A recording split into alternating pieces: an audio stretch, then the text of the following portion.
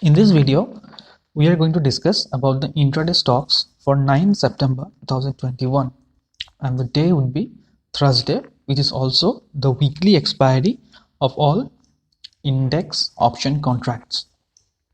Now looking at Nifty 50, you can see that it is trading within a range. Just as I mentioned in my previous video, in yesterday's video, and it is likely to trade within this range with 17,200 as the support at the low and 17,525 as the top. So it is expected to trade within this range for some more days, for some price correction, for some much needed price correction. Now coming to 1 hour chart, you can see that the resistance is strong. The intention is on the downside now at this moment. So yesterday 17,300 was a good support which has been broken today, and 17,240 is acting as a support, and 17,440 is still the strong resistance. 17,440. Now tomorrow it is expected to be a volatile expiry, and if Nifty opens within this range, then it is expected to be volatile with numerous resistance on the upside and numerous support on the downside. So tomorrow the expiry is going to be highly volatile with 17,260 on the downside and 17,440 on the upside. So this is going to be the range in which Nifty is going to trade tomorrow.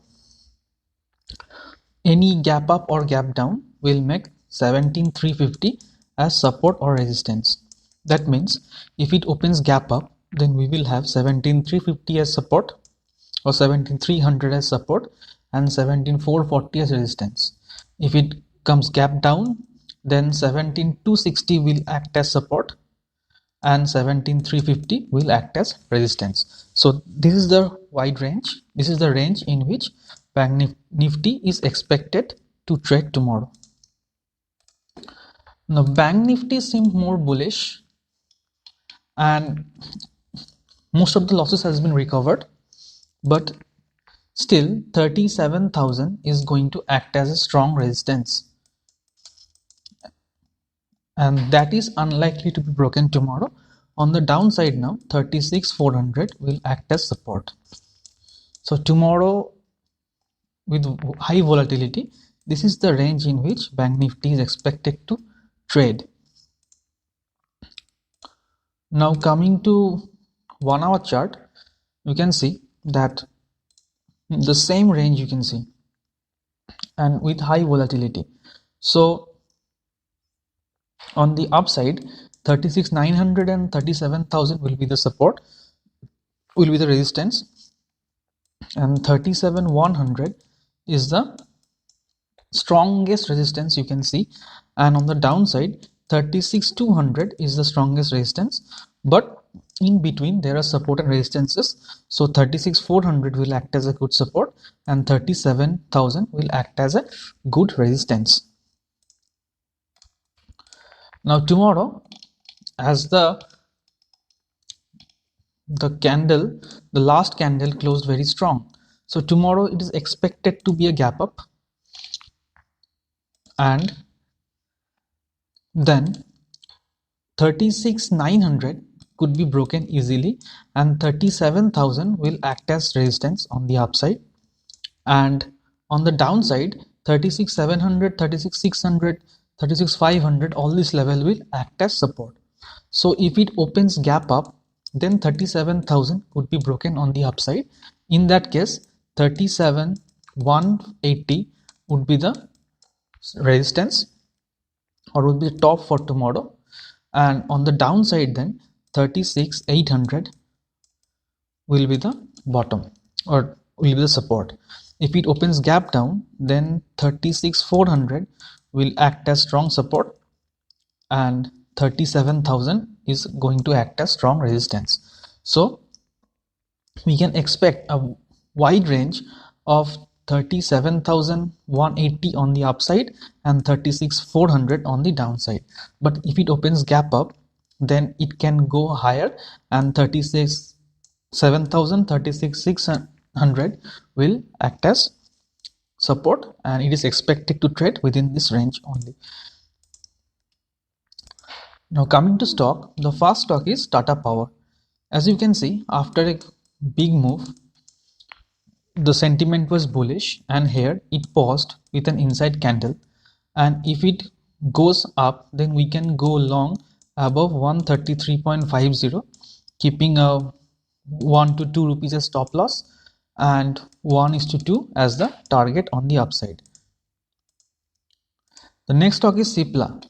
The Cipla closed with a good candle with no top wick, which means this is a what we call a shaven head candle. Now this candle is usually bullish, and tomorrow it is expected to open gap up, and we can get some cream of it. We can go long above 954 with stop loss of 4 point and 1:2 as the target. The next stock is Hindalco. You can see it's a fantastic downward move, and it's just a classic lower high and lower low pattern, and now it is resting here that low. If this low is broken on the downside, we can go short below 455 with stop loss of 2 to 3 points and 1:2 target on the downside. The next stock is Bajaj Auto. You can see with auto sector, with negativity in auto sector, and Bajaj Auto is one of those stocks. Now it consolidated before the fall. It is consolidated before the fall. This is the first fall, this is second fall. Now it is consolidating again. So if this low is taken out, we can see one more leg of a fall below 37.20 or 37.10, and with a 10 to 12 point stop loss, and we can expect a 1:2 or even we can get a 1:3 target on the intraday. So that's it for today. I hope you enjoyed this video, and thank you for watching.